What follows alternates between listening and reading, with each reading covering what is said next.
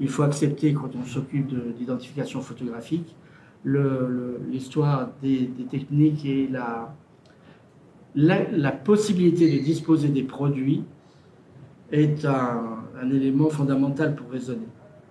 Les daguerreotypes disparaissent tous ensemble quand on arrête de distribuer les produits très dangereux qui permettent de faire du daguerreotype. Et le collodion apparaît quand on dispose aussi de ces produits-là.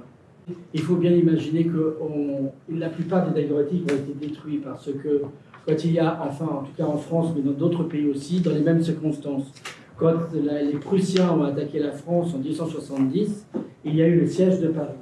Et la garde nationale a fait le tour des maisons partout en demandant du métal pour pouvoir fondre des balles et des obus et faire des armes. Et donc les daguerreotypes ont été collectés et on pense qu'environ 99% des daguerreotypes se sont transformés en armes.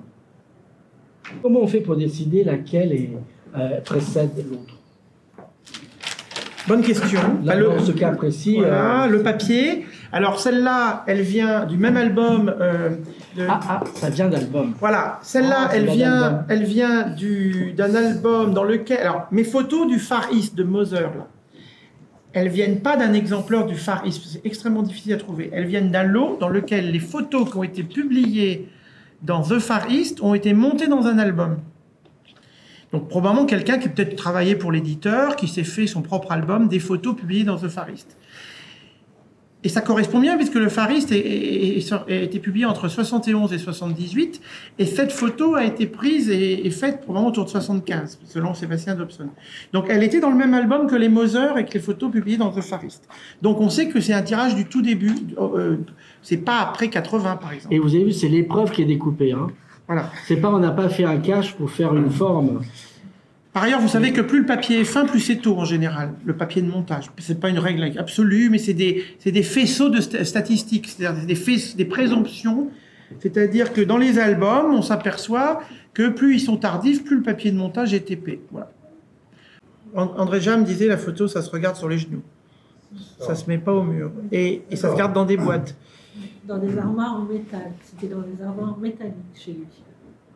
Et Michel Friseau au Louvre disait la photo est marquée par son origine, c'est-à-dire que quand on développe, quand on arrête le processus de développement, c'est un processus soustractif, c'est-à-dire qu'on enlève, on arrête, mais normalement, si on laisse une photo, elle se développe, elle devient complètement blanche. Donc en fait, avec la solarisation naturelle, enfin la lumière, elle continue à se développer si on la laisse à la lumière. Il y a toujours Autre chose aussi, c'est que souvent les photos sont passées sur les bords et on croyait que c'était la lumière qui entrait dans les albums. Et puis on s'est aperçu que ça correspondait pas. En fait, c'est pas tellement ça, c'est que quand on développe les photos dans le bac, si on a mis le produit au milieu et qu'on n'a pas bien mélangé, la photo reçoit moins de produits sur les bords. Alors ça, je suis pas du tout... mes derniers développements de photos, ça remonte à il y a 40 ans. Ce qu'on appelle le fixateur, mais en fait, le fixateur, c'est un processus soustractif qui arrête le processus de développement. Donc en fait, sur les bords, il y a moins de produits, donc le processus est moins arrêté, ce qui fait que ça explique les photos très jaunes autour. C'est une partie des explications. Évidemment, l'autre, c'est que... La colle, le soleil qui rentre sur les bords des albums. Oui, tout ça s'additionne. Voilà.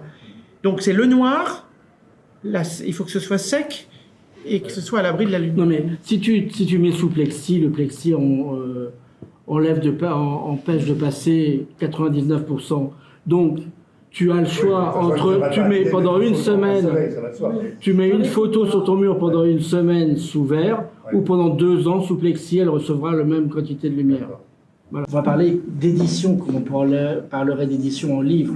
Vous avez l'édition originale, vous avez une seconde édition qui reste éventuellement intéressante et qui est proche de la première avec un coloris différent. Puis après, vous avez un autre éditeur qui va reprendre le texte, qui va reprendre le négatif, et les éditions vont arriver jusqu'à l'édition de poche. Vous allez avoir la carte postale, ce sera l'équivalent du livre de poche. Donc au départ, vous avez l'édition originale de Charles Baudelaire, des Fleurs du Mal. Vous avez la deuxième édition des Fleurs du Mal. Vous avez après des éditions chez Michel Lévy, enfin, je ne sais pas si vous avez bibliophile. Eh bien ça, c'est quelque chose qui est très caractéristique de la photographie, on va dire de la période historique. Nous sommes rentrés aujourd'hui dans une civilisation digitale où il n'y a plus aucune perte. Vous faites une photo, vous l'envoyez à quelqu'un, bon, vous évitez WhatsApp parce que ça compresse un peu, ça comprime. Mais vous l'envoyez par mail et il aura un fichier qui sera tout aussi bien. Vous l'envoyez à quelqu'un qui va le renvoyer à nouveau. Le nombre, la qualité numérique ne baisse pas, elle peut même augmenter s'il le faut. Donc, cette espèce de logique qu'il y avait, cette civilisation que nous avons eue d'une image où il y a un original au départ et où il y a ensuite des reproductions. Si vous voulez, vous vous rappelez peut-être quand vous étiez jeune, vous faites une photocopie, puis vous faites la photocopie de la photocopie, la photocopie de la... Et vous voyez jusqu'à ce que ça s'estompe, ça disparaît. Maintenant, ça n'est plus possible. Et c'est quelque chose auquel il faut répondre, il faut réfléchir parce que le marché de l'art va devoir faire avec ça. Ce qui fait que, enfin, moi je propose ça, mon idée, ce que je propose en général aux étudiants, c'est de penser qu'on ne peut pas s'en sortir, on ne peut pas avoir simultanément un système d'analyse ou de commentaires d'un marché de l'art qui fonctionne comme ces photographies japonaises du 19e et le monde actuel où la copie finalement ne se sépare de l'original que parce qu'il y a à côté un avocat ou un brevet numérique qui garantit que celui-là est mieux que celui-là. C'est-à-dire le nombre 100 vaut plus cher quand il est accompagné d'une clé numérique que le nombre 100 tout nu sans la clé. On parle souvent, on dit qu'on a cassé les plaques. Ça arrive quand on voyage et tout ça. C'est comme vous savez, on raconte aussi que Rimbaud avait insulté Carja et donc après il avait détruit les plaques ou les négatifs. Le mot détruire ou casser un négatif pour un photographe de ces années-là ne veut pas dire du tout casser le verre, mais simplement effacer. Vous effacez, comme vous pouvez effacer un daguerreotype s'il ne vous plaît plus, et vous pouvez refaire un daguerreotype sur la même plaque. Ce que font tout le temps les gens. On peut considérer que sur une plaque de daguerreotype que vous allez trouver, il y a peut-être eu 4 ou 5 personnages qui ont eu la chance de se refléter avant le dernier. Et là, c'est pareil. Les négatifs verts, ça coûte cher, les plaques de verre, surtout dans la première période. Quand ils sont éraflés, quand ils ne sont plus bons, on ne va pas les jeter, on ne va pas en faire des vitres. On le nettoie, on le réutilise pour faire un nouveau négatif. Ah ben, les plaques de Robertson ont été transformées en Turquie en vitres. Oui, les négatifs de Robertson qui étaient restés à Istanbul ont été à Constantinople, ont été transformés en vitres. Pas à cette époque-là, en 1900. Plus tard, après. Les plaques de verre, ça va jusqu'à quand? Ça s'arrête quand, en fait, le passage?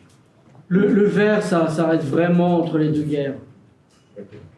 Mais les plaques de verre dont on a parlé pour les photos primitives, celles de 1864, là, ce qu'on appelle les premiers collodions et tout, les verres sont épais.